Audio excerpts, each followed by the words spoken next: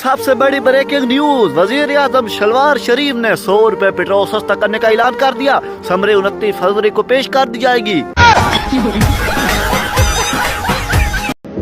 इन्ना लिल्लाही व इन्ना इलैहि राजिऊन। नवाज शरीफ साहब वफात पा चुके हैं।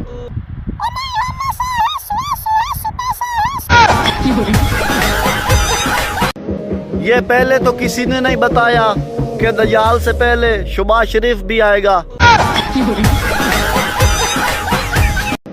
काश मेरी भी किदाई मंगनी हो जाती, कुड़ी तो नहीं चलो वीत तो देंदे।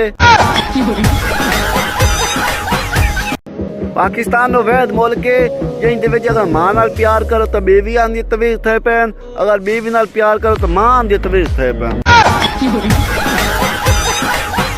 आने वाली नस्लों का बेड़ा गर्क समझो, क्योंकि उनके बुजुर्ग हम होंगे।